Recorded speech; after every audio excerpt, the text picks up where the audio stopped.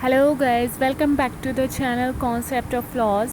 I'm Advocate Amreen Khan. Today we start a topic Implied Authority Part 2. We start from joint venture, trading and professional firms and borrowing powers तक हम पढ़ चुके थे. अब हम start करने वाले हैं जॉइंट वेंचर से.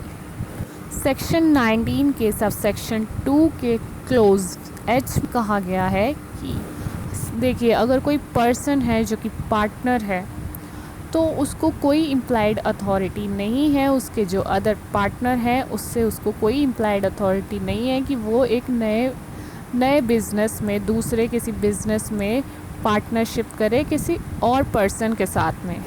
अगर कोई पर्सन, इसमें यही है सिंपल बात कि अगर कोई पर्सन पार्टनर है किसी फर्म में तो वो कोई अनदर फर्म में पार्टनरशिप नहीं कर सकता है किसी अनदर पर्सन के साथ.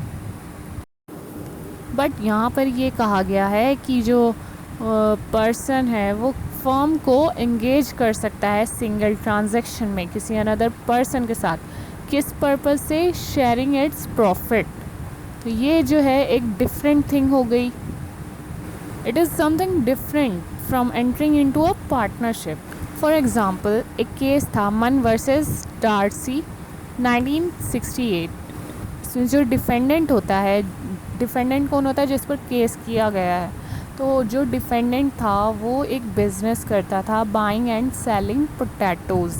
एक्टिव पार्टनर जो था उसने प्लेंटिफ के साथ वेंचर के प्रॉफिट शेयरिंग के लिए कार्गोज ऑफ पोटैटोज़ के एक पार्ट को जॉइंट वेंचर में एंटर करने के लिए एक अरेंजमेंट में एंटर किया. इसमें ये बात हेल्ड हुई, जो भी उसने किया ये उसका जो अथॉरिटी के स्फीयर के अंदर किया. उसने जितने की उसको अथॉरिटी थी वैसे ही उसने एक्ट किया. तो अरेंजमेंट जो थी वो क्या थी, किस मोड पर थी? बाइंग एंड सेलिंग के ऊपर थी. जो कि जिसके लिए कि वो ऑथराइज था buy and sell on behalf of the partnership के बिहाफ में ही तो वो ऐसा कर रहा था. Now we discuss legal proceedings. तो ये जो होता है पार्टनर्स की अथॉरिटी के स्कोप के अंदर होता है कि वो डिफेंड कर सकते हैं, वो कोई एक्शन ले सकते हैं अगेंस्ट द फर्म, और इस पर्पस में वो किसी लॉयर को एंगेज कर सकते हैं. कुछ जो एग्जांपल्स हैं वो हम देख लेते हैं इम्प्लाइड अथॉरिटी के. अगर कोई पार्टनरशिप जनरल कमर्शियल नेचर की है तो ही में प्लेज और sell the partnership property. Partnership की प्रॉपर्टी को सेल भी कर सकता है. और ही में बाय गुड्स. पार्टनरशिप पर वो जो है कुछ गुड्स जो है वो भी बाय कर सकते हैं. और मनी बोरो कर सकता है, कॉन्ट्रैक्ट भी कर सकते हैं, कॉन्ट्रैक्ट ऑफ डेट.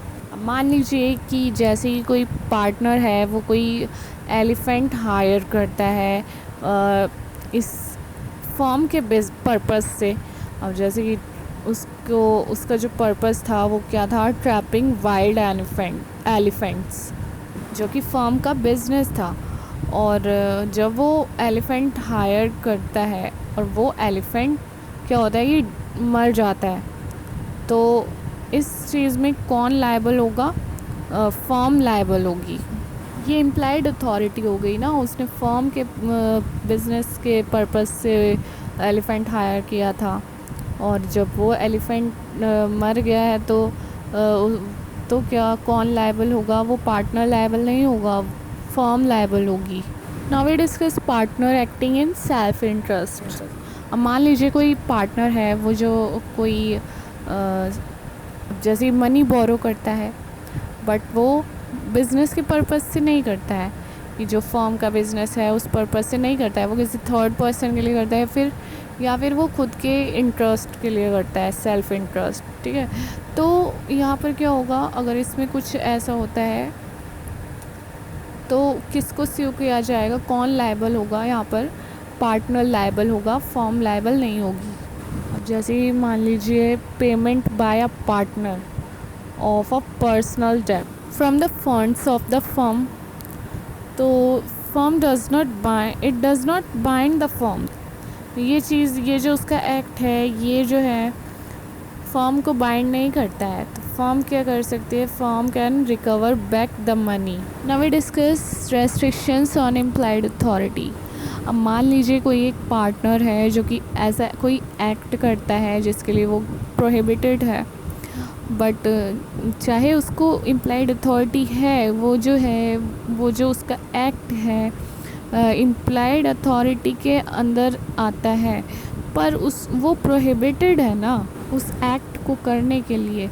तो इसलिए यहाँ पर कुछ रेस्ट्रिक्शंस हैं जो इस पर लगाई गई हैं। फर्स्ट है बाय स्टैट्यूटरी रेस्ट्रिक्शंस।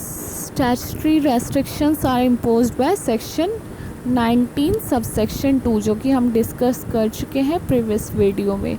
सेकंड है by restrictions of partnership deed, section 20। So guys, आज की वीडियो में इतना ही। मिलते हैं नेक्स्ट वीडियो में, तब तक के लिए बाय बाय, टेक केयर।